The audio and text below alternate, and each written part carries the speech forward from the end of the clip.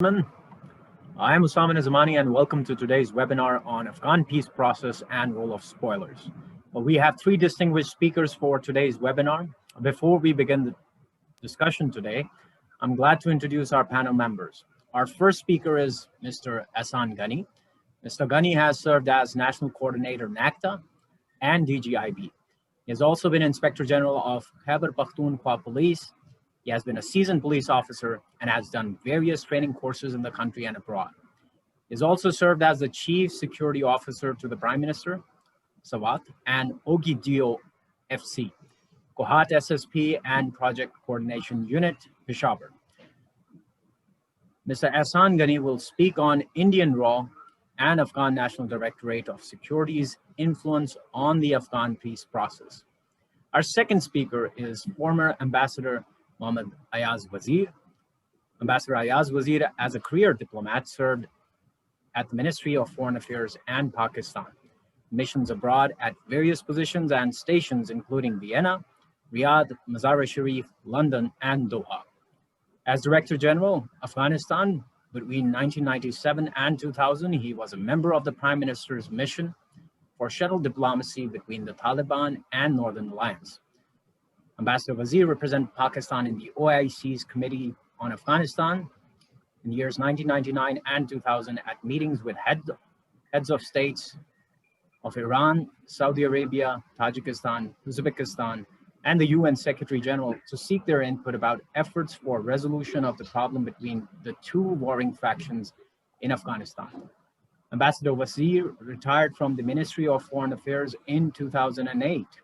He contributes to current affairs television programming and writes op-eds for various news dailies, both locally and abroad. Ambassador Ayaz Wazir will speak on how instability in Afghanistan serves Indian interests. Our third speaker is Ms. Amina Khan. Ms. Khan is the Director Center for Middle East and Afghanistan at the Institute of Strategic Studies, Islamabad.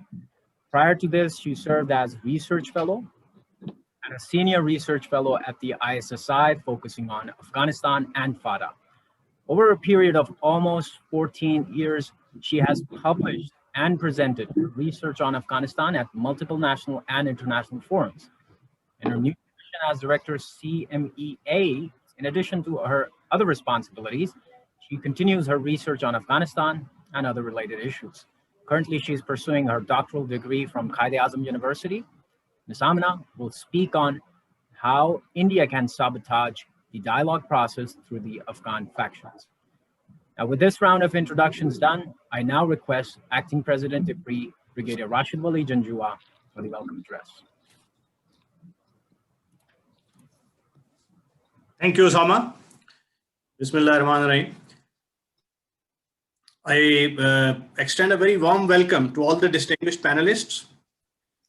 The Afghan peace process that has entered the intra-Afghan dialogue phase as a consequence of the landmark US-Taliban deal signed in February is of great significance to war-weary Afghans as well as neighboring countries. As pointed out by Dr. Abdullah during his recent visit to Islamabad, the road to Afghan and regional prosperity passes through Afghan peace. The success of projects like CASA 1000 and TAPI is also contingent upon Afghan peace. The intra-Afghan dialogue that is underway is an important undertaking, but by no means an easy task. There are still several landmines strewn in the path of sustainable peace agreement. Some of these include a lack of consensus on the form of future Afghan government and its constitution, the vested interests of beneficiaries of war economy, the pushback by narco business lobby, and myopic destabilizing tactics by countries like India. Today's webinar is a quest to find answers to some of the questions like, what are the likely impediments in the way of Afghan peace? Who and what all are the potential peace spoilers? How would the competing interests of Taliban and Afghan government be reconciled? Would Taliban moderate their worldview to embrace an inclusive polity? How best could United States and regional countries facilitate the peace process? And finally, what is the most suitable strategy to be followed by Pakistan? I'm sure we have the distinguished panelists with the repertoire of knowledge who can regale us with all the dimensions and based upon their experience. And we'll be at the end of the session following a question answer session to extract any more information that is left out in the discourse.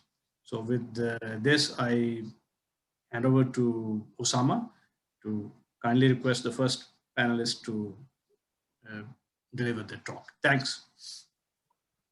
Thank you, sir. Now, on this note, I will request our first speaker, Mr. Ihsan Ghani, to kindly commence his presentation on Indian Raw and Afghan National Directorate of Security's influence on the Afghan peace process.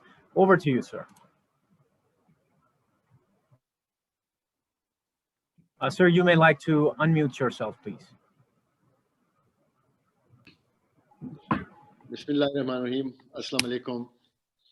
Thank you very much, IPRI, for inviting me to this very enlightened panel discussion on an important and very relevant topic.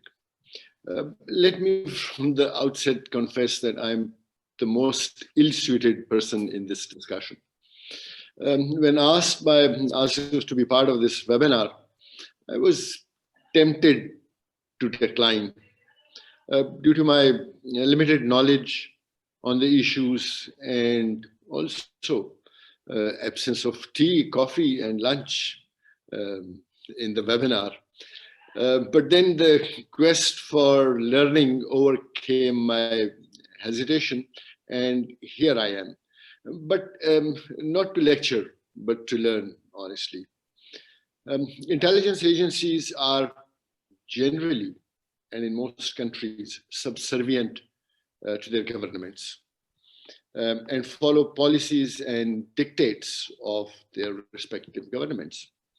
In democratic countries, intelligence agencies do not make policies, but provide inputs and advise the policymakers. For the benefit of those participants who may not have much previous knowledge on how intelligence agencies work, let me list some of the missions of intelligence for their benefit.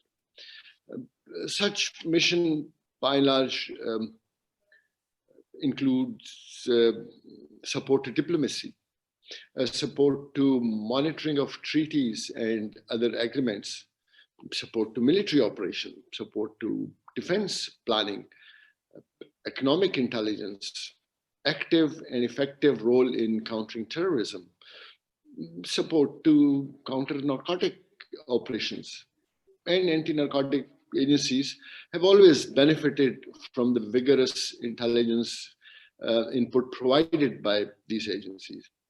Also, in some cases, countering national and international organized crime. And as you all know, there is overt intelligence and there's covert intelligence.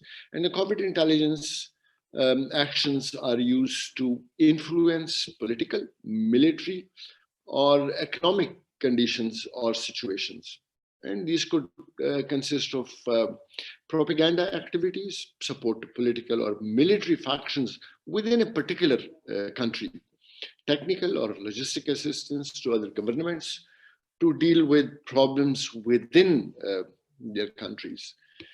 Actions undertaken to disrupt illicit activities that threaten own interests, for example, terrorism, weapons or narcotic trafficking, even human trafficking.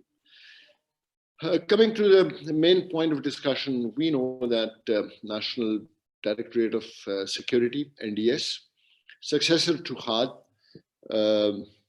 was founded in 2002 as Afghan's primary domestic and foreign intelligence agency, as part of the Afghan National Security Forces, reporting directly to the Afghan president.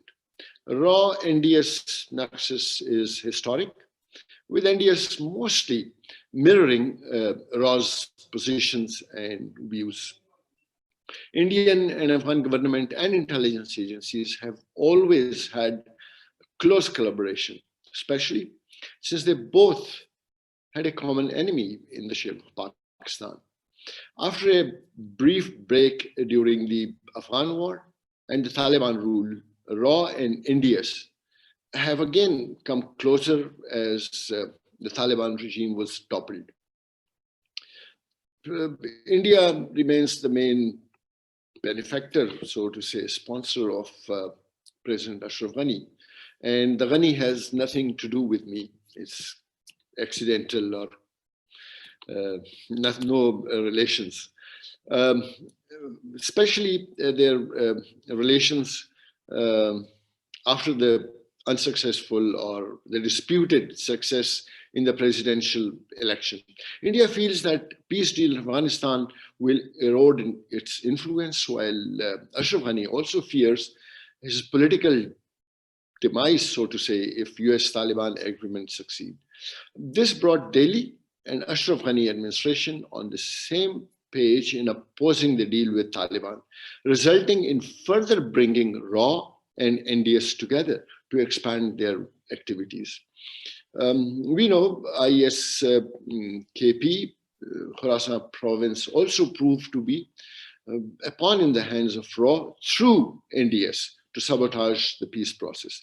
ISKP is generally composed of Afghans who pledged original allegiance to Abu Bakr Baghdadi and militants who broke away from TTP, Tehrik-e-Taliban Pakistan, when denied space in Pakistan's territory by Pakistan security forces and were flushed out to Afghanistan.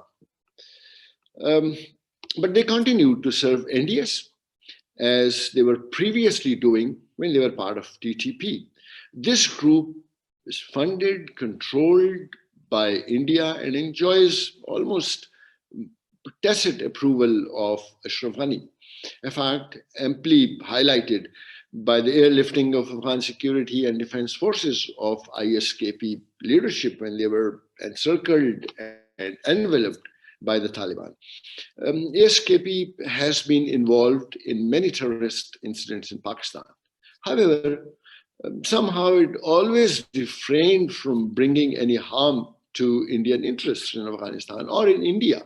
ISKP inaction against Indian interests in Afghanistan and in India, ample evidence, so to say, of the nexus between RAW, NDS, and IS. And there are confirmed reports that RAW and NDS have started networking with the banned organizations in Pakistan and in Afghanistan to target Pakistan security agencies and law enforcement agencies. Both RAW and National Directorate of Security have almost succeeded in trying to unite TTP, the Tehrik-e-Taliban Pakistan, with other groups inside Pakistan, outside Pakistan, against Pakistan's interests. And the meetings were facilitated by RAW and NDS between TTP, Jamaat al-Ahrar, Hizbullah. Sources have also confirmed that Indian and Afghan spy agencies officials held those meetings in August this year. And these were attended by all representatives. Reportedly, these meetings decided to attack Pakistan Army, police, Rangers, Frontier Corps, Frontier Constabulary, and other agencies. They have always been major obstacles in lasting peace in Afghanistan.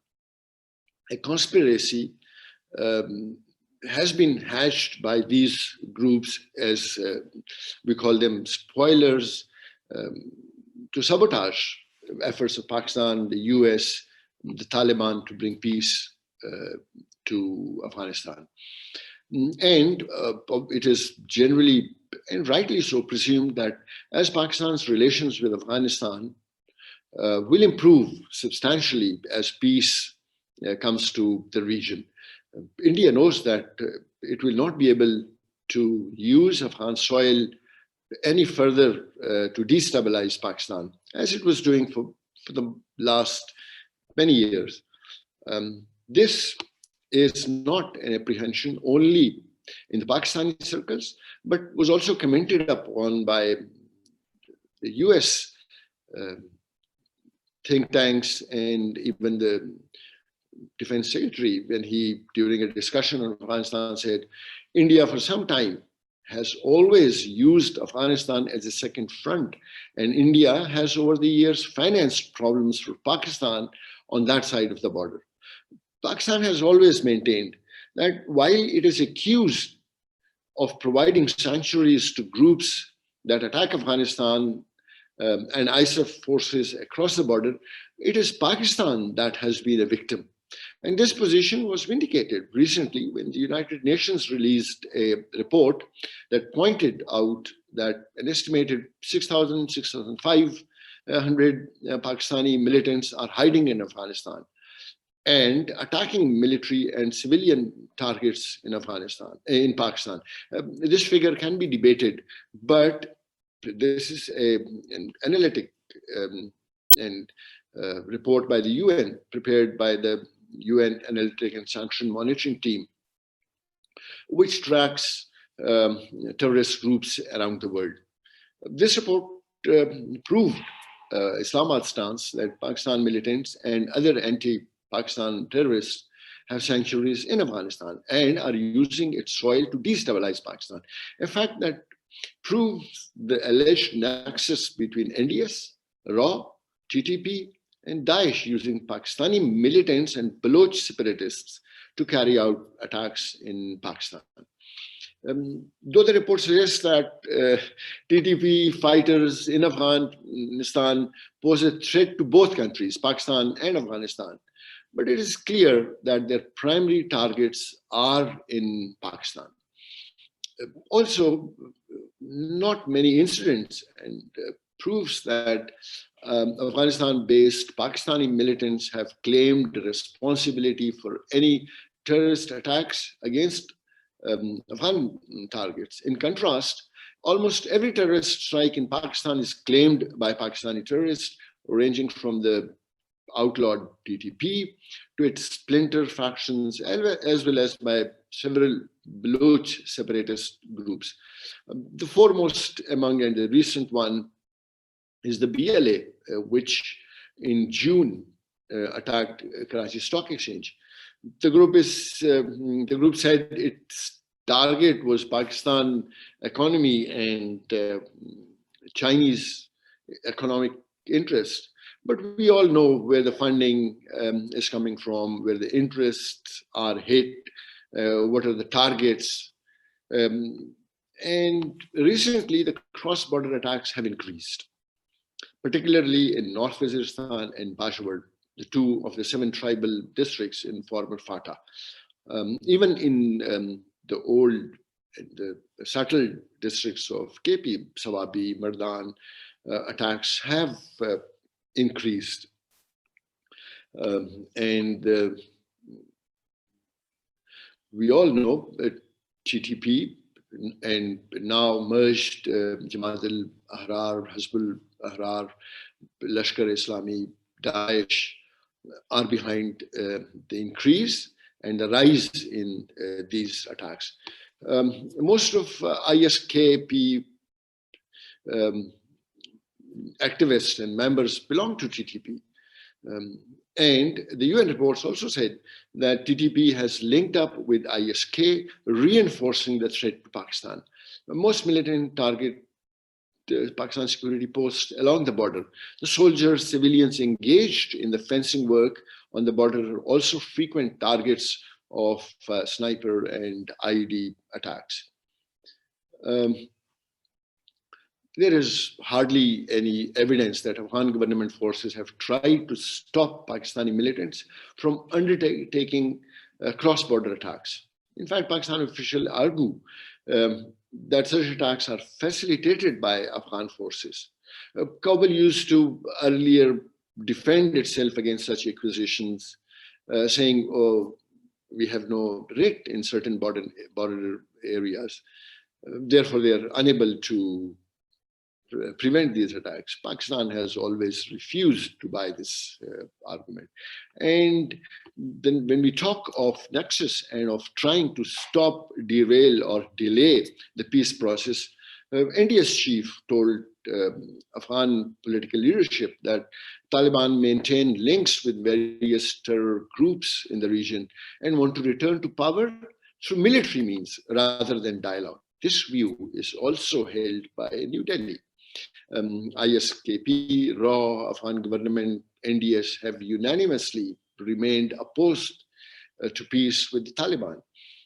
As they benefit from discrediting the Taliban, depicting them as violent and unable to firmly handle the evolving situation, issues and promises made guaranteeing no usage of Afghan soil by foreign groups.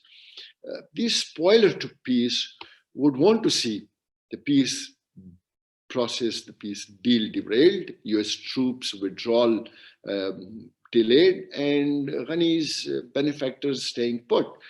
Although today's statement of the US president saying, oh, by Christmas, everyone will be back in the country. But despite the Western media and their Afghan backers working overtime to malign the Afghans, factual extrapolation makes this nexus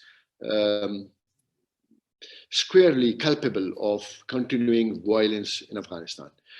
Consequently, in its follow-on strategy, India would keep Afghanistan on a simmer, beholden to its interest through proxies like Ghani, the NDS, ISKP, as crucial links in furthering its agenda. A domestic Afghan turf war where ISKP retains some clout, unnecessarily distracts and just weakens the Taliban. India would also want ISKP as its residual influence in post-US Afghanistan. Almost like Pakistan and the Haqqani network. RAW, thanks to NDS and Northern Alliance benevolence, has camps on Afghan soil to train Baloch tribal dissidents, the Ferraris, in terrorist activities. Indian agents have manipulated Pak-Afghan tribal elders and Afghans with dual nationalities to help recruit individuals from Jalalabad, Waziristan agencies as potential terrorists. RAW funded the Northern Alliance to win Afghan elections beside funding many years back and trying to revive the Pashtunistan movement and the Baloch insurgency. A 2008 US report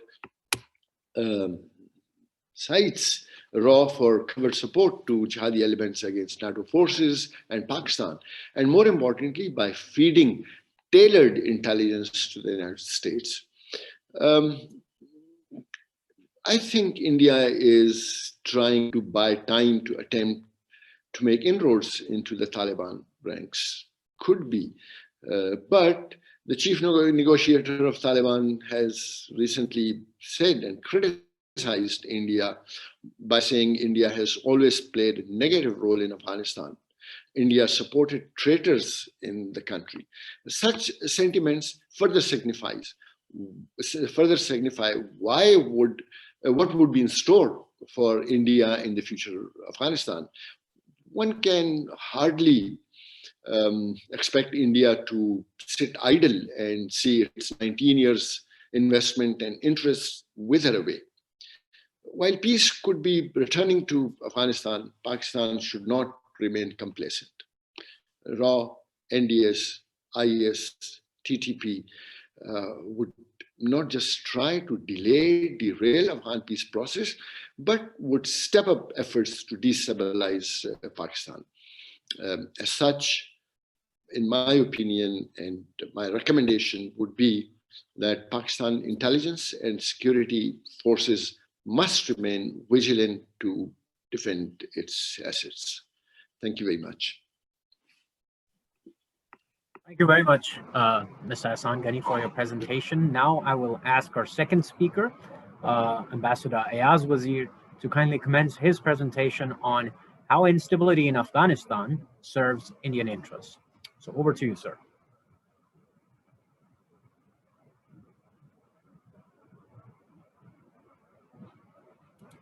Ambassador Ayaz Wazir, I may request you to kindly unmute your mic as well. Thank you, sir.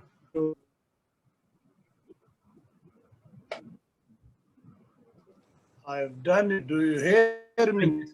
We can hear you loud and clear.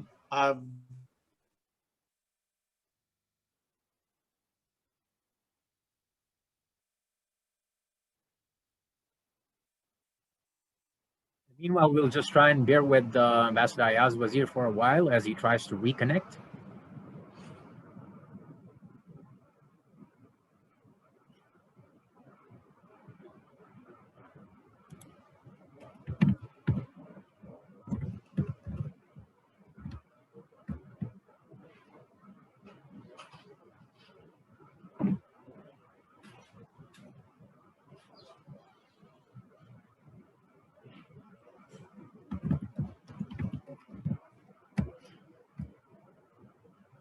I fear we may have lost Ambassador Ayaz Wazir in the meanwhile.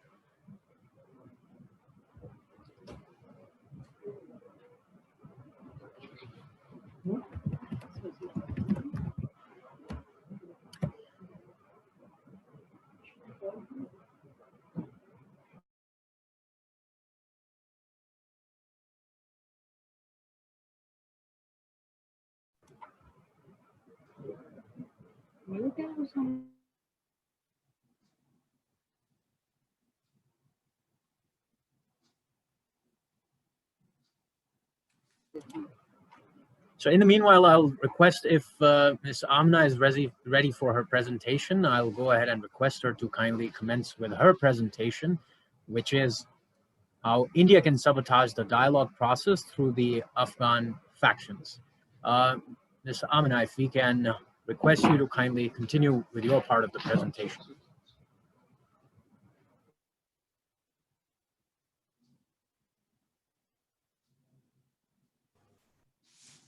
Hello, can you hear me? Hello? Yes, ma'am, we can hear you. Sorry, I'm having a few technical glitches here. Can you give me 5 minutes? Because I can't seem to hear you. We can hear you loud and clear, ma'am. Do you follow me?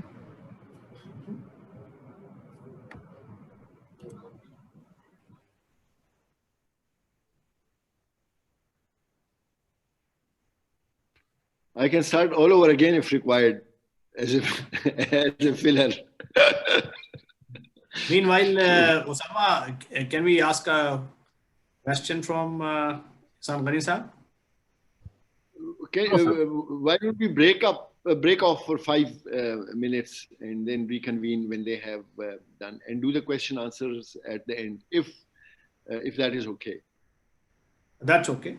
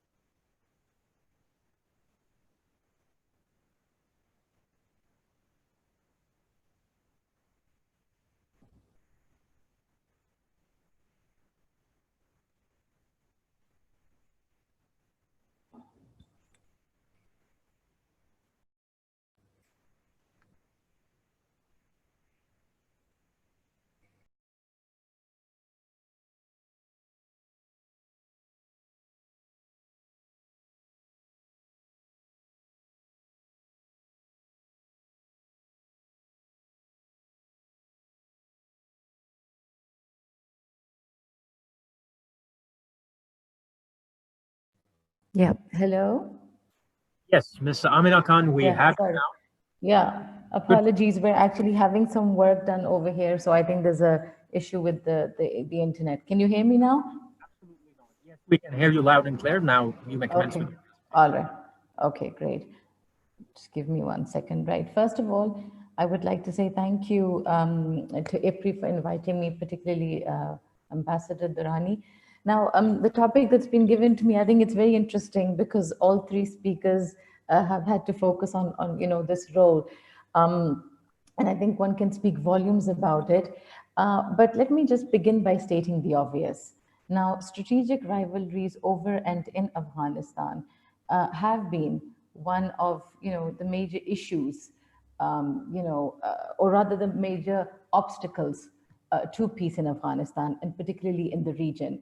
Now, there is no doubt that India's looming presence in Afghanistan has been a major issue of concern for Pakistan, and hence this is how we have based our relationship with Afghanistan, primarily because of the legacy of the hostile relationship that has existed between Pakistan and India. And for this reason, it has become all the more important for Pakistan to have a friendly government in Afghanistan. Now, there is no doubt that while India's role in Afghanistan was limited for, say, a maximum of 2 years when the Taliban were de facto in power, over the years, India has, without a doubt, drastically enhanced its presence, and it has drastically increased its political and economic clout in Afghanistan. In fact, India has already established the future parameters of its relationship with Afghanistan post 2014 through the signing of its strategic partnership agreement in October 2011, which we, Pakistan, still have yet to do, and we only have the Afghanistan Action Plan for Peace and Solidarity on that front.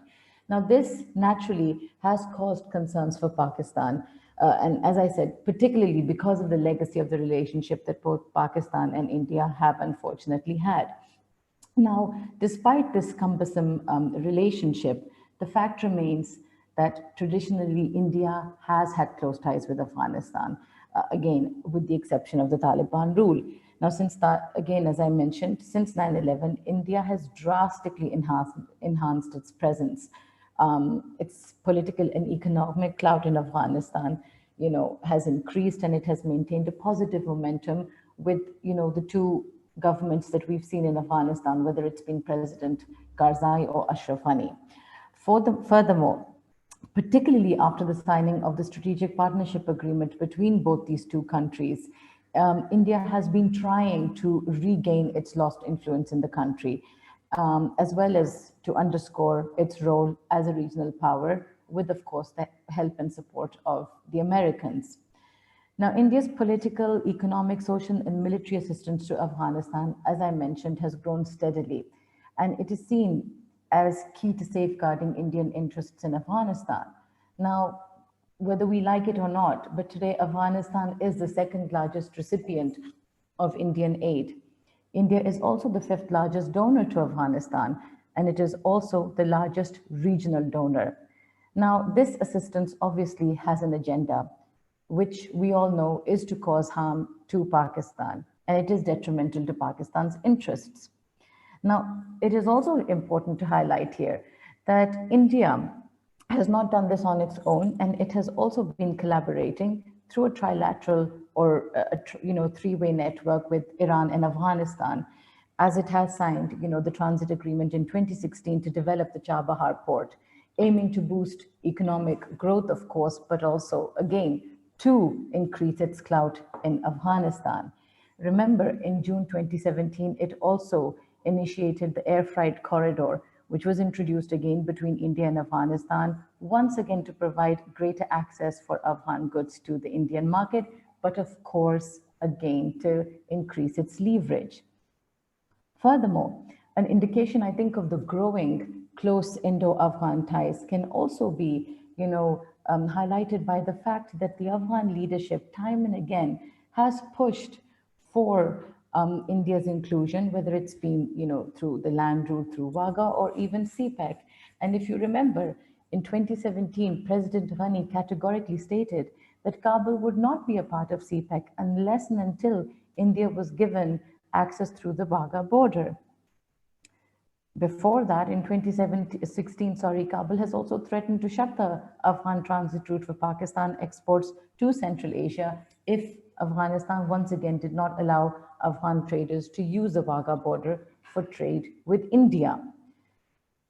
Now, the whole point of saying all this is basically, in short, that India, whether we like it again or not, as I reiterate, is seen as a well-wisher and a friend in Afghanistan.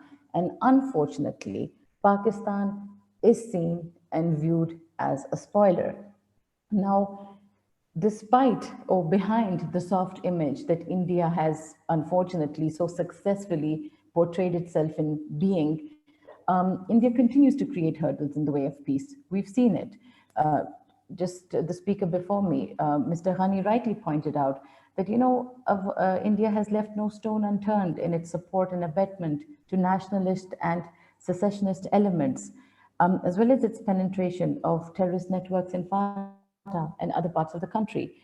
We have seen, as he has mentioned, an increase in the brutality as well as frequency of attacks against Pakistan on the border.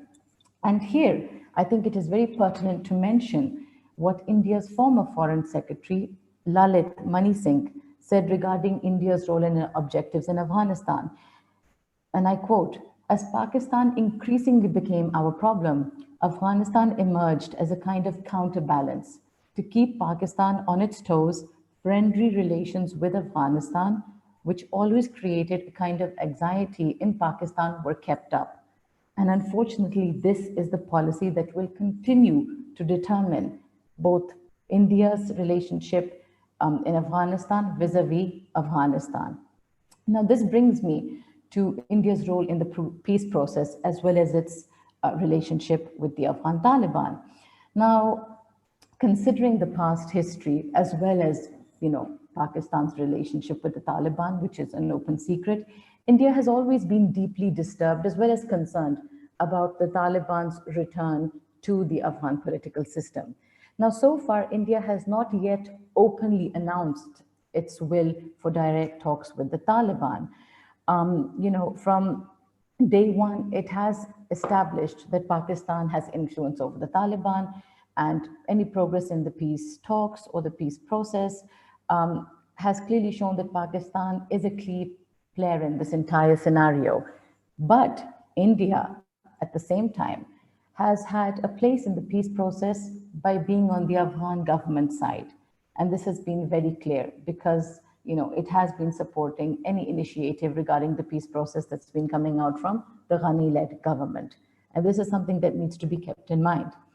Now, while India has traditionally been against the Taliban, I personally feel that it appears now that it has altered its narrative somewhat, and it has agreed to support an Afghan-owned and an Afghan-led peace process with the Taliban, not because it accepts or supports the Taliban, but because regional realities have had to force the Indians to do this. Now, in March 2018, India's permanent representative, Syed Akbaruddin told the Security Council, and I quote, "Efforts of the Afghan government calling on the Afghan groups to cease violence and join the national peace and reconciliation process deserves India's full support." He described the Afghan government's call for peace, a concrete approach to the Taliban to join the mainstream. Now, similarly, in a rather surprising and I would say direct comment about India, the Taliban too have nudged a bit in their narrative and position towards India. They have appreciated India's resistance to the Americans. If you remember when President Trump had called out India to involve itself more, concretely in Afghanistan in terms of troops, the Taliban said, and again they have, I'm quoting, that they won't let Afghanistan be used as a base against any country. This was indirectly addressing fears of any anti-Indian forces that may be operating in Afghanistan. And I think this was a very clear signal to the Indians by the Taliban. Now, so far, India, as I mentioned before, has not yet announced that its will for direct talks or negotiations with the Taliban. However, at the same time, the Taliban, as well as New Delhi, have, as I just mentioned, indicated flexibility in their approach towards one another. Now, India, with its economic clout and soft power, would like to continue to be a major player in Afghanistan. After all the investments it has made during the past 19 years are not going to be wasted, on their part.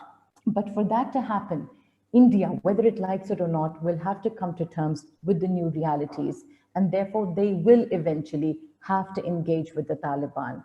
Realpolitik is not about absolutism, but rather it involves adaptation to promote national interests, and it appears that India is somewhat open to such a notion. Now, Pakistan has considerable influence over the Taliban, but India has something that Pakistan does not have, and that is economic clout to assist Afghanistan. And do remember that at the end of the day, economic aid never fails to produce influence. And the Taliban are now very pragmatic, and they are very well aware of this. Now, with unprecedented developments happening in Afghanistan, many, including Zalmi Khalilzad, have been urging, publicly as well as privately, India to engage with the Taliban. Now, this is a view which has even been echoed by Russia. For example, Zamir Kabulov, Russia's special presidential envoy for Afghanistan, has also echoed this, that India should engage with the Taliban in one way or another. The Taliban, as I just mentioned, have made reconciliatory gestures towards India, and this unfortunately came as a surprise when we saw the revocation of Article 370 in Kashmir, in which the Taliban did not give a very positive statement in favor of Kashmir or India, but rather they said that it was an internal matter. Now, this has indicated several times again that there is now a growing realization even within the Taliban, despite the fact that they do accuse the Indians of not being, a positive influence in Afghanistan and a spoiler, but the fact that they are, sending indirect messages, particularly this issue over Kashmir, or saying that they will not allow any groups to harm any other countries, indicates that the Taliban are open to some sort of a relationship with the Taliban. And this is, with India. And this is inevitable. This will happen because India does have a major role to play in Afghanistan. However, at the same time, I think Pakistan has to be more open, and I think there is a realization in Pakistan that as India does have a legitimate role to play in Afghanistan, as long as it is not detrimental to Pakistan's interests. Pakistan has a clear advantage over India vis-a-vis the Taliban and the peace process. There should be no doubt about it. And Pakistan should use this to its advantage. Now remember, Afghanistan's immediate neighbors need to reduce their reliance on the West and instead focus on a regional approach. It is important to highlight that Afghanistan's immediate neighbors, and by immediate I mean those countries that share a border with Afghanistan, such as Iran, Russia, and the Central Asian republics, and of course China. All of these countries face direct challenges from Afghanistan, be it insecurity, be it the threat emanating from the border, terrorism, the presence of the ISKP, drugs, smuggling, you name it. Therefore, Pakistan should focus on promoting a regional framework through conferences or by availing existing forums like the Iran-Afghanistan-Pakistan trilateral or the China-Pakistan-Afghanistan trilateral or the Russia-China and Pakistan trilateral along with the Russians and the Central Asians. This is one way that will at least give advantage to Pakistan and limit India's role in Afghanistan. Now, the US, of course, has been very open. They want India to play a bigger role in Afghanistan.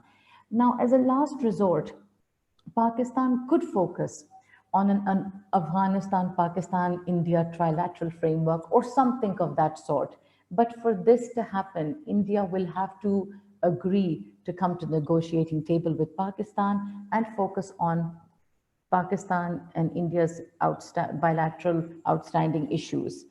Moreover, one factor I feel that could limit India's role in Afghanistan and limit the detrimental role that it plays against Pakistan is the possible extension of CPEC to Afghanistan, along with its extension to India. Because if this happens, it will create economic interdependence, and therefore it will reduce the chances of one country trying to, harm or be detrimental to the other country. Because a stable and peaceful Afghanistan will deny space to elements within India because of the huge financial dividends that are at stake. Now, one can only hope that a time will come when Afghanistan can be used as a common ground between India and Pakistan. But unfortunately, for that to happen, this is wishful thinking. Therefore, I think instead Pakistan now should continue to support the peace process and let the Afghans take the onus and chalk out a future for themselves that is acceptable to them. I will just quickly end by just saying that now, we always talk about external challenges to the peace process and, the external spoilers, but very little focus is laid on the internal or the national challenges, which by far, and I think in my opinion, are the greatest hurdles to the, peace process. Now, while, New Delhi, of course, can play a detrimental role in, say, supporting terrorist networks such as the ISKP, but I think instead focus needs to be laid on political and national reconciliation, as well as national and social healing. These, I think, are critical factors that have been missing from the Afghan equation, because I think once Afghanistan is united as a whole and it realizes the importance of a stable Afghanistan and an Afghanistan that can serve as a regional roundabout, as a common ground between all these countries, I think this will then automatically deny elements on all sides, particularly India, to play a detrimental role against other countries. So, external actors at the end of the day can only do so much. It is important for Kabul to take ownership and realize that achieving a compromise is solely in the hands of the Afghans themselves. And while I keep on saying it is not an easy task, this is something that the Afghans will have to do for themselves. And more than anything, it is the Afghans that will benefit from an Afghanistan that is a common ground for all countries, particularly between India and Pakistan. And even if stability comes, the reality is that the India-Pakistan feud will continue. But I think if we bring economics into it and economic interdependence, at least India's role in harming Pakistan can be limited to a certain extent. I think I'll end here. Thank you. Thank you so much, Mr. Amina Khan, for your presentation. And I will ask Ambassador Ayaz Wazir if he's here with us, and I will request him to kindly continue with his presentation now on how instability in Afghanistan serves Indian interests. So over to you, Ambassador Ayaz Wazir. Well, thank you very much for giving me the floor finally, and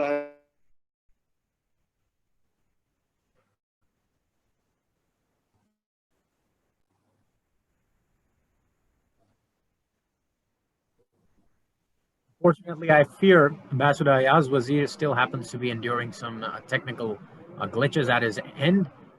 So in the meanwhile, we'll wait for one more minute and see if he can rejoin us.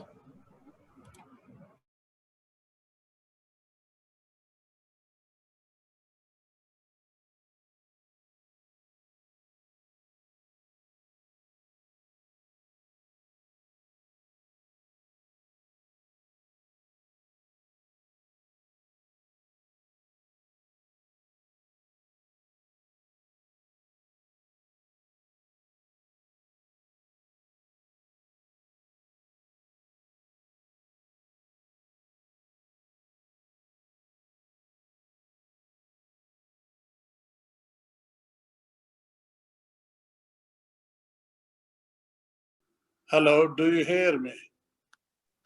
Yes, so we can hear you. Okay, well, I'm standing, I've come close to a spot where I thought it will be a little better. Anyway, I would like to thank Ambassador Durrani and his colleagues in the IPRI for inviting me to this webinar, which is obviously very interesting and a focus of almost, I would say, of everybody these days, because the talks are going on in Doha and everybody hopes that finally peace will return to Afghanistan. But I wish it was only between the Afghans to have been the deciding parties in the conflict. There are unfortunately so many. I won't like to go into that because that is not my subject. What I'm supposed to do is to talk about the India's role in or benefit in spoiling the process or the return of instability in Afghanistan. If we look at the relation between Afghanistan and India, the historical perspective is that they have always had good and cordial relations, except for the Taliban period from 1996 till 2001. India has supported the Soviet Union when it invaded Afghanistan. It was standing on their side with Dr. Najib against the Mujahideen. And then when the American came in, invaded, they again sided with that against the Taliban. And obviously, they thought their player or their people or friends are coming into power, so they supported in both the cases.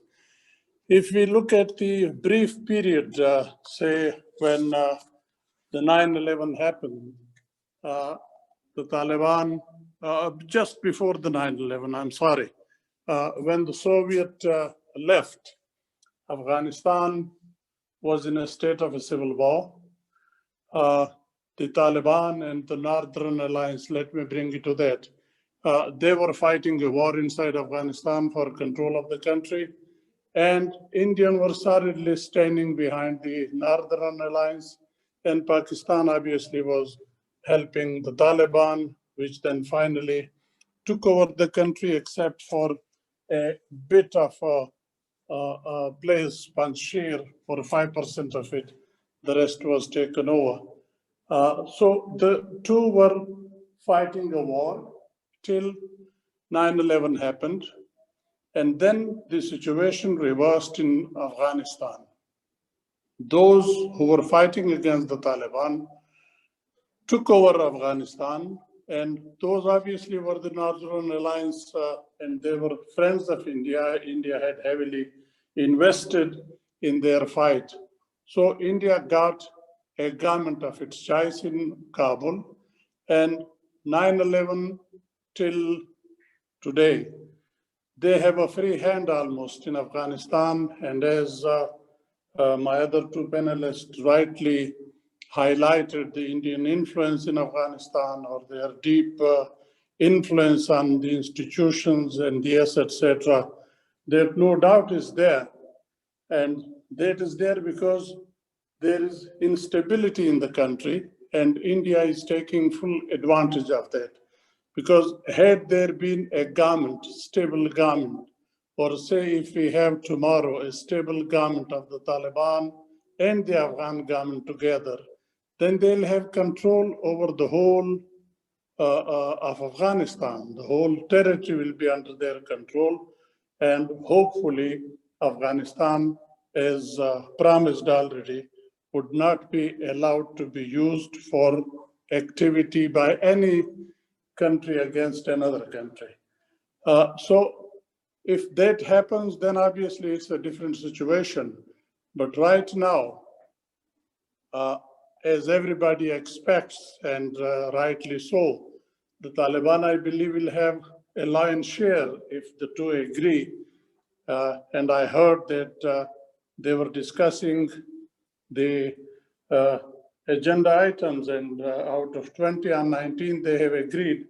And the one, I think by now they must have sorted out and entered into the real negotiations of the future setup of Afghanistan.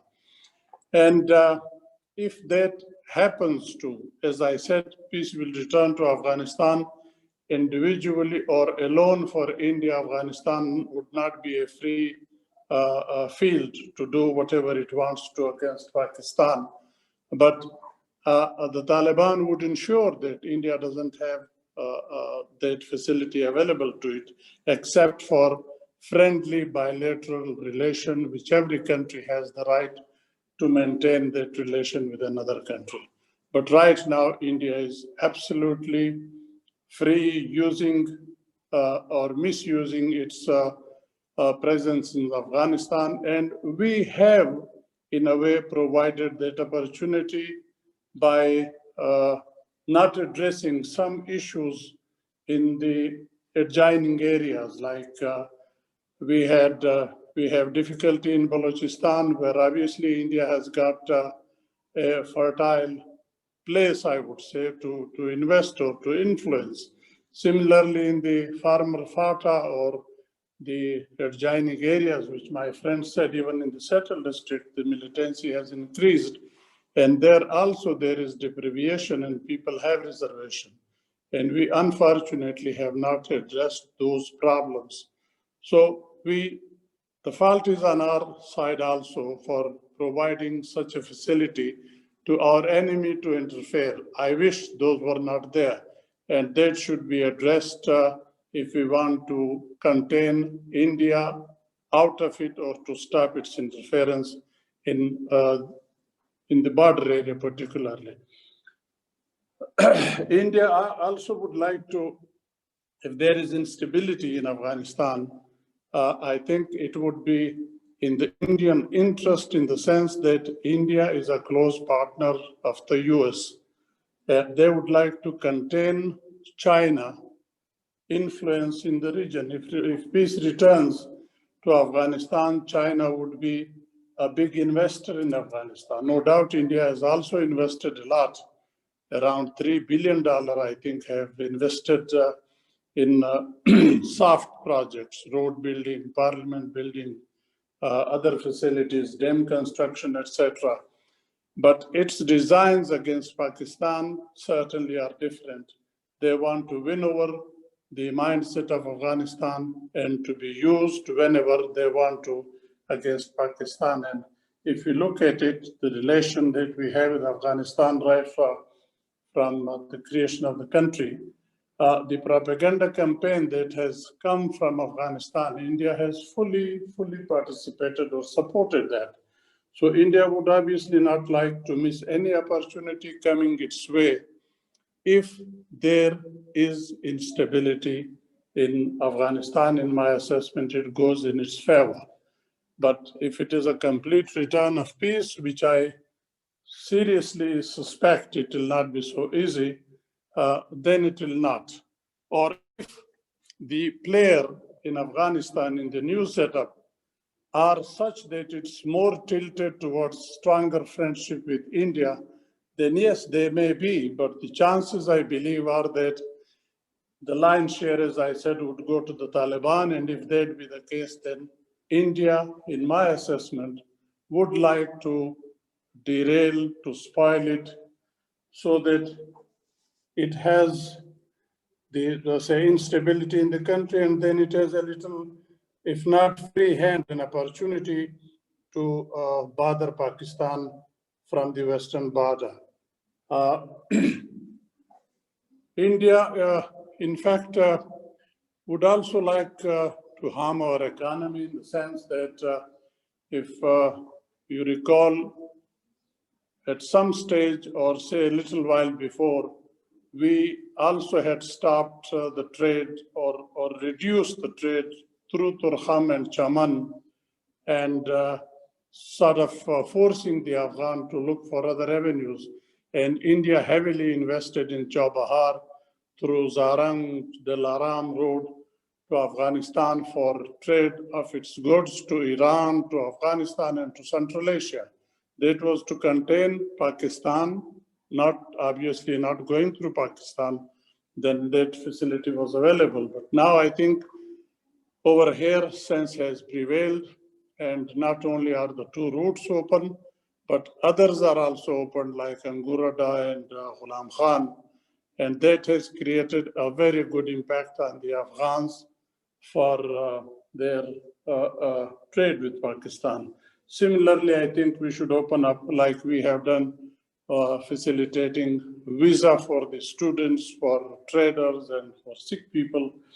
Such things would obviously earn the goodwill of the Afghans for Pakistan and would not be so easy for the Indian to influence.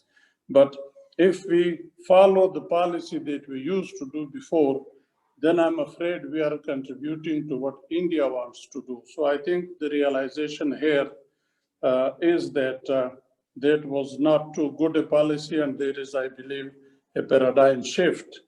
If we take the speeches of the Foreign Minister of Pakistan and Abdullah at the Strategic Institute, it was a very clear indication that there is a paradigm shift from here. If that be true, well and good, why not? If Afghanistan is in peace, obviously Pakistan will benefit. Lot of opportunity, economic and political. I am not going into their detail, but return of peace brings a lot of dividends for Pakistan. But if it is unstable, if there is no peace, then obviously Pakistan would be in difficulty too. So my suggestion at the end to the government would be that if peace returns, I read in today's newspaper that quoting Zalmay Khalilzad, that an agreement with Pakistan would also be signed, I mean Afghanistan and Pakistan, that the two undertake not to permit their soil for terrorists to use against each other. My suggestion would be that when such an agreement is, say, in the making, the suggestion should be that it shouldn't be only Pakistan and Afghanistan. It should be, to begin with, all the 6 neighbors of Afghanistan. They should give an undertaking or an agreement kind of a thing that their soil will not be used against Afghanistan, and Afghanistan's soil would not be used against the immediate 6 neighbors. And on top of that, then the regional countries should also put in a similar word that they will not derail peace in Afghanistan in future, and that should be endorsed by America and the UN. That will guarantee the peace maintenance in Afghanistan or stop foreign interference in that country or from that country to the neighbor. It's like always been accused of each other. So that is my serious concern, that Pakistan should not be singled out. It shouldn't be Pakistan and Afghanistan, because other countries, the immediate neighbor and in the region, have also very deep interest in Afghanistan. What if we sign this agreement and some other body starts and give help to terrorists against Pakistan or against Afghanistan? So with that, I think I'll conclude. My submission is that instability in Afghanistan obviously is in the interest of India. But return of peace, as discussed, if the major or lion share or the driving seat is in the Taliban's hand, obviously it's no problem. But if it is in somebody else's hand, we should be careful with that. So with that, I'll finish. Thank you. Thank you, Ambassador Ayaz Wazir, for concluding your thoughts on such a major and a critical takeaway. Now, I would like to extend my gratitude to all the speakers for having concluded their presentations. Now, from here, we move on to the second part of our webinar, which is basically the discussion and the question and answer session. So from here, I'll now request Ambassador Durrani to kindly give his thoughts, present his thoughts.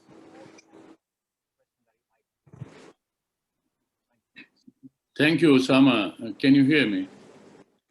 Yes, sir. I can hear you. Yeah, I'm grateful to Ambassador Ayaz Wazir, Ihsan Ghani, and Amina Khan for making an illuminating presentation on a very important topic, because this is being discussed all over when you talk about Afghan peace process these days. Since there is a glimmer of hope that Afghanistan is heading towards peace, although I call it that it's a peace process is heading through the landmines. So we have to be careful all along, whether it is within Afghanistan, the stakeholders, or Afghanistan's neighbors, or those who have stake in Afghanistan for good reasons. And I really appreciate Ihsan Ghani that he feigned a British understatement about his non-expertise about Afghanistan, or the interplay of different characters which have had a role in Afghanistan. So he sounded like a clinical expert on all issues, and I think those audiences who have heard him carefully, he had a lot of message to convey. And foremost is that I think when we talk about Afghanistan, it is that it is a land where unfortunately peace has been the biggest casualty throughout its history. Only the 4 decades of peace during Zahir Shah's time can be the golden period in Afghanistan history that we can say it was quite peaceful. Not before that and not afterwards, because we all know what happened especially during the past 4 years. So therefore, it is important that we should look at Afghanistan, since it is our Western neighbor. And from the Indian perspective, Afghanistan creates a second front for Pakistan, as rightly pointed out by Ihsan Ghani, and I fully subscribe to that. Reason was that, again, the using Chanakya maxim that my enemy's enemy is my friend. So that's the kind of a mindset which has been in the play during the past 7 decades, actually. As rightly pointed out by Ambassador Ayaz Wazir also, that we can see that ever since from the beginning that there have been problems. But at times, I think we are also at fault, and that needs to be understood. And towards that, Ambassador Ayaz Wazir very effectively and very impressively pointed out. Number one is, when you talk about problem in Balochistan or FATA or ex-FATA, then I think we have to address those issues. If there is a smoke, it means there is fire. Or where there is a smoke, there is a fire. So I think in Pashto, there is an example that if someone tells you that a dog has taken your ear, so instead of running after the dog, first check your ear that it is intact. So it is better that whenever we try to pin our blame on any other actors, we have to address our house in order. That is our primary focus. Related to this is also Afghanistan situation. When we talk about Afghan peace process, I think Afghans and only Afghans can bring peace to their own country. No one else. And if they think that anyone else, or for that matter, Pakistan, can bring peace to Afghanistan through the Taliban, then I think that is also a misunderstanding, misnomer, and rather misstatement of facts. For instance, I have repeatedly said that if Afghans say, or if we have read about the Afghan history, that Afghans are fiercely independent people, then everyone is fiercely independent, whether they are Taliban or they are non-Taliban. So no one can buy them. So therefore, it is very important that all Afghan actors who are involved in the peace process, they have to look at the future of Afghanistan. But at the same time, mindful of the fact, that's why I use the term that when Afghanistan is heading for peace through the landmines, it is important that we should consider that there are certain factors which will continue to hamper the peace process. Foremost being the war economy, which has been in interplay, which has been quite active in that country, and that is being sustained through the narcotics business. Colombia is fighting for stability for the past 4 decades. Despite all American assistance, they have not succeeded. Here in the Afghanistan scene, it has the dubious distinction of #1 opium producer. Almost 90% of opium is produced in Afghanistan. It is almost a $50 billion trade in the international market, especially in Europe. 10% of which returns to Afghanistan, which means $5 billion. And out of this $5 billion, who is who of Afghanistan, including Afghan officials, they benefit. So imagine that this $5 billion, which sustain, and including, I must say, Taliban also. So because Helmand, they have a control, and Helmand is the largest opium producing province in Afghanistan. So when we say that this war economy and the beneficiaries, so they are not going to sue for peace if they are going to lose this lucrative business for that. And that's why they would want that their source of income should not suffer. So if, when we talk about peace process, I think when we talk about the stakeholders, so I think we have to capture these factors into account while we make our assessments about future contours of Afghanistan's peace process. And as I want to go into detail because all of our eminent speakers, they have dealt about this whole scenario and very effectively, they have established. When you talk about Indian role, it is very much, you can say, obvious as well as natural. Because if there are certain reasons inside Pakistan, whether it is Balochistan or Fatah, then for India, it offers quite an lucrative target for them to practice. So that's why Indians would be looking for discontent inside Pakistan. And for that, then approaching and then supporting, whether it's TTP or whether it's Fatah or it is Balochistan, it would be just a matter of logistics, that how they have to make that convenient for those militants or those people who have problems in the country. So there's a need, #1, my suggestion, and I fully endorse other eminent speakers' suggestions. We have to address our house, and we have to address those problems which we face. Secondly, leave Afghanistan to the Afghans. Don't play favorites.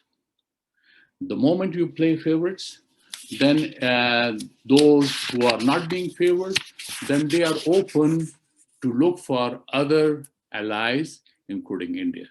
So in my view, chances are if Pakistan plays no favorites, Afghans would prefer Pakistan as a partner than India, I can assure you. And then in the regional context, Ambassador Ayaz Wazir also referred to the transit trade. India, together with Iran and Afghanistan, made this Chabha port. They tried to create this alternate route, although it is very expensive route. And more importantly, I think all our audience, they know it well. When we talk about transit trade from Afghanistan to India, it is a demand from Afghanistan. So far, India has not directly made this demand of transit facility that Pakistan should offer to India. I stand corrected because as far as I'm out of Foreign Office for the past 2 years, but so far, India has not formally requested access to Afghanistan through our land route.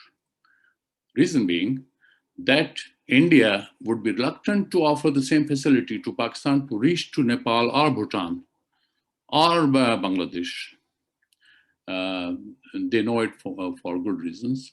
And I think India would be reluctant. So that's why I raised this issue while I was posted in Afghanistan, They had the UN forum through the Joint Coordination Monitoring Board of the UN, in which all important members relating to Afghanistan, they were associated.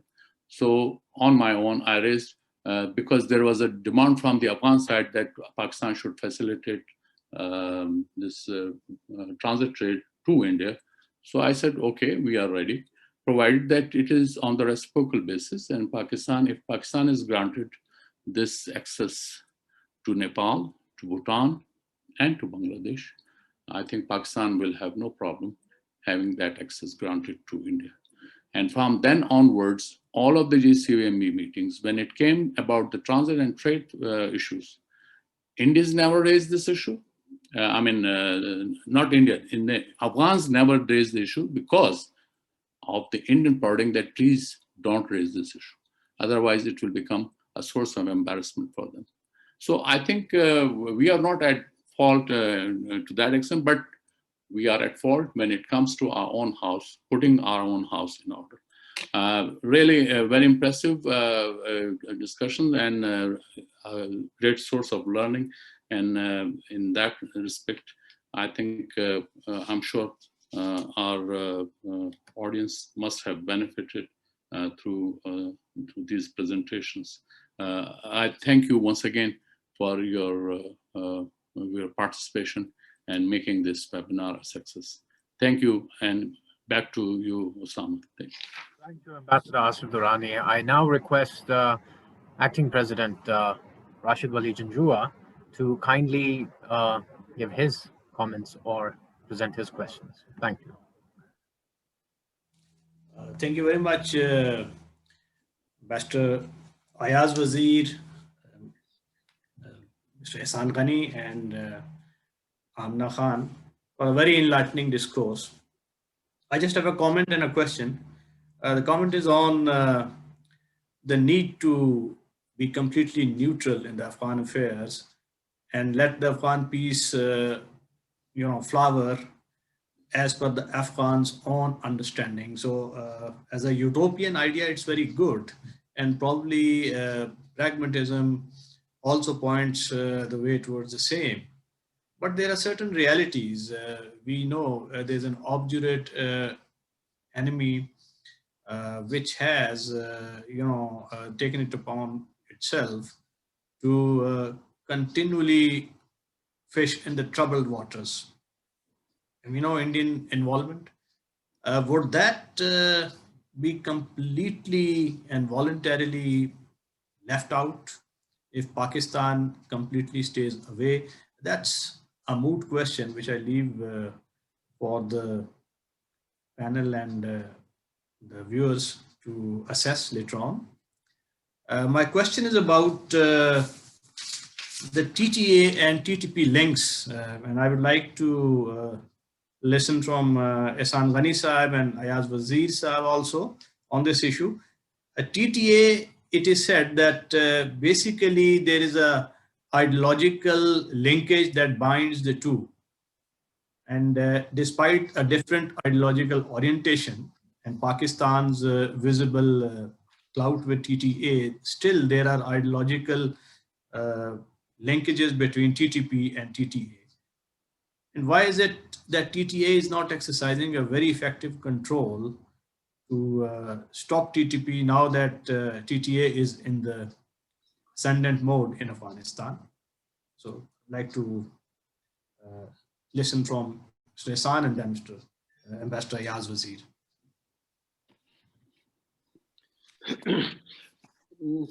There is a linkage between the two. This linkage was stronger earlier to the extent that when Mullah Omar was alive and in charge, he would exercise this. And we remember he favored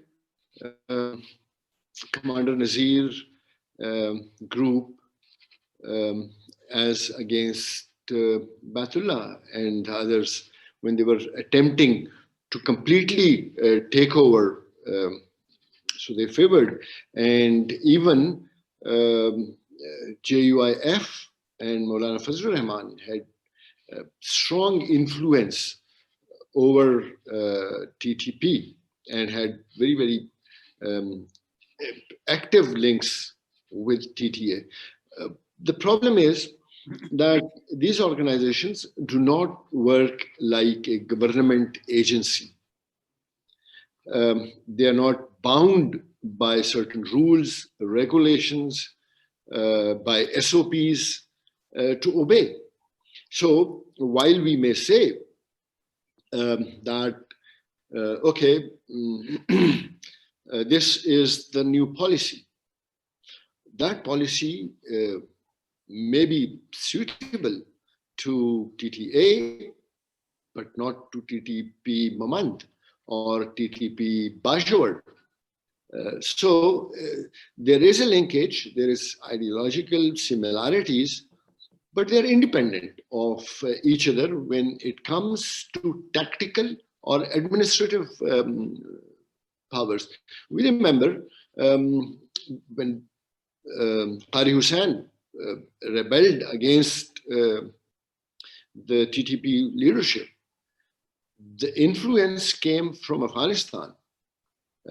So these linkages were there, but over the years, they have kind of slightly become weaker, especially with TTP becoming weak and weak as the operations continued. They have kind of lost relevance in the scheme of things. So while the Taliban in Afghanistan and the government in Pakistan are now moving closer, any attacks inside Pakistan by TTP with the approval open or otherwise would not be in the favor of, as we say, the new Taliban. So there are linkages, but they're not strong enough. And what my take on the agreement is, and especially the US Taliban agreement, the first point in that is that the soil would not be used, would not be allowed to be used by groups. Or one thing I don't understand in the first point in the agreement is that Taliban would not allow Afghanistan soil to be used against US and its friends, but they can be used against others who are either neutral or not friends of the US. One, and two, who's going to guarantee that? So I would request, this is my question, who are the guarantors that if they do, what would be the result? And in my opinion, we would need, US would need something bigger than 9/11 to come back to Afghanistan. So I hope I've responded to your question, and I have asked a question of the other panelists. What are the guarantees, and why is this only limited to US and its friends? Thank you.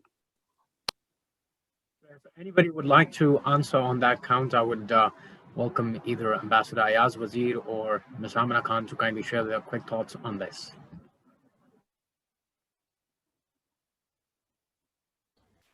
I could just add to this by saying that since, first of all, I won't call it a peace agreement because in no way has peace been achieved. The agreement was signed between the Americans and the Taliban. Therefore, I think the onus lies on on the US to ensure that all these measures are kept in place, including guarantees given by the Taliban that their soil would not, the Afghan soil would not be used against any country for that matter. It is very convenient because now you see the Americans are trying to wash their hands off, and even the ongoing intra-Afghan talks, time and again, you have statements coming from Secretary Pompeo as well as Khalilzad saying that the onus is on the Taliban and on the Afghans, and then the Afghans should chalk out a future for themselves. But I think this is very irresponsible and naive of them to do so. The Americans are a major stakeholder, they're a party to the conflict, and therefore I think all these measures that need to be ensured before any sort of withdrawal takes place has to be done by the Americans. Regional countries, as I said, can only play a supporting role, but because the Americans are a signatory to the agreement, I think this is something that the Americans should do.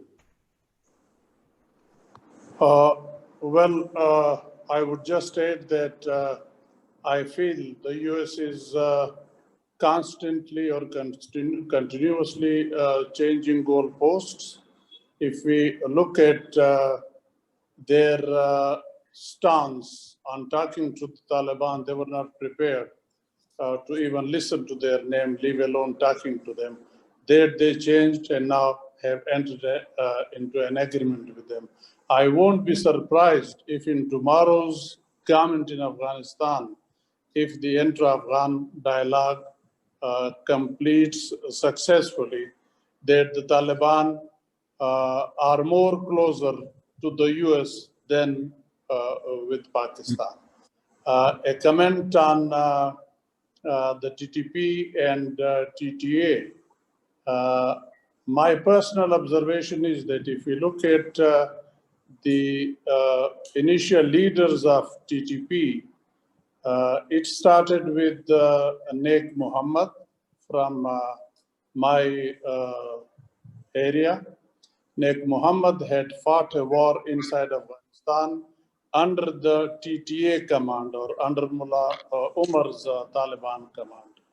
And the same happened with another leader, Abdullah Masood, if you recall, but he was soon killed in Waziristan. He was a Masood.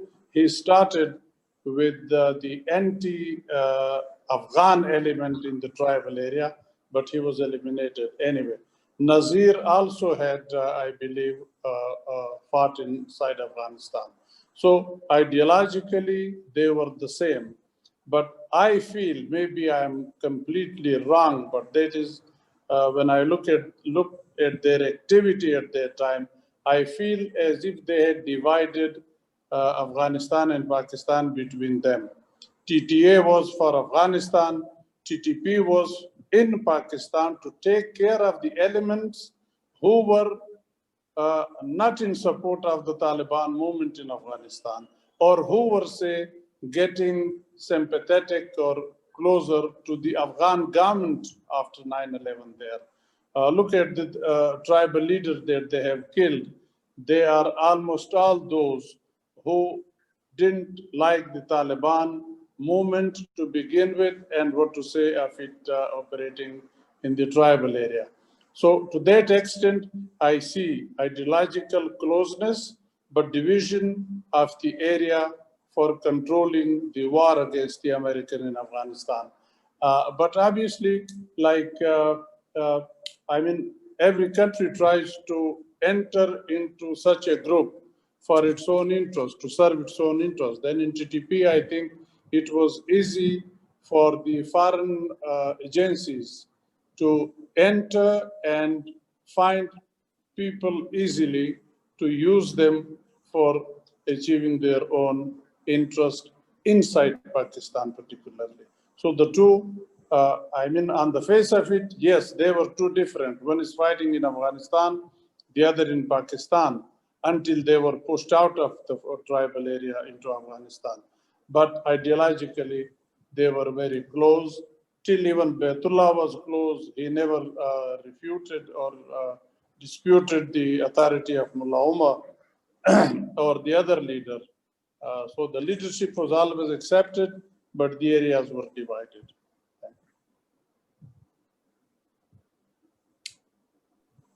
Thank you so much, Ambassador Ayaz Wazir. Now we'll move on to taking some more questions. I have a few questions from these scholars at IPRI. I'll go ahead and club two questions. The first question that I have is from Mr. Hamza, and the other question that I have is from Ms. Amna Rafi. So I'll go ahead and club these questions. The question from Mr. Hamza is that soft power of India has had a key role to play in Afghanistan's goodwill towards New Delhi. alongside investments in education, democracy, infrastructure, and society. And whereas Pakistan's lackluster performance has somehow contributed to creating a kind of unfavorable impression about Pakistan. In the current backdrop, what Ms. Amina has suggested, can CPEC provide an opportunity as an alternative to create mutual dividends both for Pakistan and Afghanistan? And another question that is from Mr. Adil Mukhtar, and that I would like to specifically direct towards Mr. Ihsan Ghani, is with respect to what further policies changes can Pakistan adopt towards neutralizing militant groups in Afghanistan, which are particularly anti-Pakistan and are undertaking acts of subversion towards the intra-Afghan peace process, and how a continuous instability in Afghanistan can impact the operationalization of CPEC. So first to Amina Khan, and then Mr. Ihsan Ghani may answer the second question. Thank you. Look, it's very unfortunate that, you know, Pakistan and Afghanistan are linked by so many commonalities and linkages. And I don't want to get into all of them, but whether it's religion, ethnicity, border, and whatnot, and the fact that, you know, at one point we hosted more than 5 million Afghan refugees. Now these are very, very significant and important aspects that should have been able to bridge a relationship between these two countries. But as we have seen, you know, the relationship has followed a very negative trajectory where it has been embedded in this very vicious and highly unproductive blame game that has been counterproductive, and it hasn't really achieved anything on either side. Now here, I think, you know, one has to call a spade a spade. A lot of countries have made mistakes, and I think in the past, Pakistan's policies towards Afghanistan have been vague and ambiguous at times. Not to say that Afghanistan hasn't done the same, but, you know, we're talking about Pakistan now. But I think now you see Pakistan has a very clear policy, particularly after, you know, the past 19 years and the bloodshed and the instability that this region has seen, including Pakistan. And this might sound like a cliche, but it is the honest truth, that peace and stability in Afghanistan is essential for Pakistan's stability. And I think you can see with even the current leadership and the previous leadership, the civil and the military leadership are on the same page where they want a peaceful and stable Afghanistan. And I will say this, in Pakistan's defense, that from day one, Pakistan has always been pushing for a negotiated settlement. It's sad that it has taken the international community more than 19 years of bloodshed and you know, so much destruction to realize this fact that peace can only be achieved through negotiations. Now, how can we improve the relationship? Look, the fact that, you know, both these countries have been so close, all major stakeholders and even countries that are not even slightly related to Afghanistan have always had a special representative for Afghanistan. Only this year, it dawned upon Pakistan to appoint Ambassador Sadiq as a special representative for Afghanistan. I think this should have been done a long time ago. But anyway, it has been done, and I think it's a very, very positive gesture. You see that there are a lot of improvements, particularly regarding the border, and you know, there are improvements in the visa. The fact that, you know, the Afghan leadership has now, you know, reciprocated to our gestures. For example, Abdullah came after 12 years. So, you know, the history of mistrust, unfortunately, between Pakistan and Afghanistan is huge. And it's going to take time to resolve and overcome the differences. But it is important for both sides to realize, and I think this was echoed by Shah Mahmood Qureshi as well as Dr. Abdullah, that we have, as difficult as it may be, we have to let go of the past and we have to move towards the future. And here I bring in CPEC. I think CPEC is a very, very important aspect that could bring these two countries together. Look at India and China and their relationship, or look at, for example, the Americans and China, but it's economic interdependence that connects these two. And where you have economics, that is where two countries can be connected. Unfortunately, Afghanistan has not been very open in its inclusion for CPEC. Whenever this is talked about. It's always talked about in the larger BRI network and through the trilateral between Pakistan, Afghanistan, and China. Yes, the request has come, of course, from President Ghani's side that you have to give access to the Indians and whatnot. But I think eventually, if CPEC actually is implemented and, Afghanistan is made a part of it, both these countries could benefit immensely. And again, I say, if there is economic independence, this will automatically deny space to any elements to sabotage the relationship. Thank you, Ms. Amina Khan. And now I will request Mr. Ihsan Ghani to kindly give his answer for the second question. The question was, what policy changes Pakistan should bring in dealing with groups in Afghanistan? As Ambassador Asif said in the beginning, when he started his talk, was we have to put our own house in order. You can't go and sort out other countries' problems or their internal issues while you have your own problems. So we have our own groups. We have people who are not happy with the state of Pakistan for whatever reason. And others then exploit those. Not many terrorist attacks have taken place where actually people from India came all the way to Afghanistan or to the border, and then they came and carried out those attacks.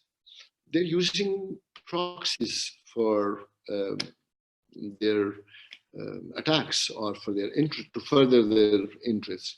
So while we talk of attacks by Balochistan dissidents, how many times have we actually tried to find out what the problem is? It is said that to acknowledge the problem, you're halfway there to the solution. And to confess your sins is the path to redemption. So while we are not looking at the problems, understanding the problems within our own house, we keep blaming others. Others will do that. Who would want a stable, progressive Pakistan in the region? Not many. They would want a low intensity conflict in the region, in Afghanistan, in Pakistan, not allowing this region to settle down. So first, we have to understand the problems that our own dissidents have. I'm not saying, amnesty and mainstreaming just like that. No, let's pick the low-hanging fruits first. So let's do that. And when we say changing policies for the groups which are operating inside Afghanistan and attacking, I don't think it's an easy thing to do. We have seen the Russians, the Soviets, the Americans try doing that, and they have not been successful. So, as was said earlier by some of the speakers, let Afghanistan sort their problems out. We should try to support those efforts, whatever help can we extend. So we have actually to look inwards, resolve our own problems, and not give a chance to whether India, Afghanistan, or any other country to come in. And so our policy change, our policy shift, which you have asked, should be to look inwards and sort. And there's this realization has come. I've heard the top military leadership saying, yes, the policies were wrong and we need to shift and change our policies. Thank you.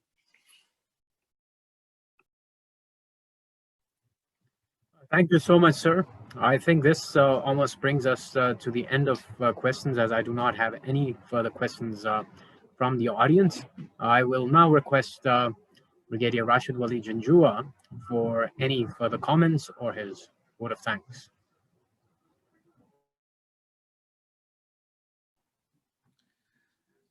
In the end, I once again thank all the three panelists for a very, very enlightening discourse, and we stand educated. There are very interesting takeaways from this discourse, and one is that the economics has its own cloud, and while Taliban were estranged with India, it would be worth its while to keep a tab on India's economic cloud and do not allow free space so as to ensure that we have adequate leverage to evoke the same response from any future government in Afghanistan. And another very important takeaway was the need to keep things like NACTA lobby and the organized crime also, and other lobbies which could have their own interests related to the war economy of Afghanistan.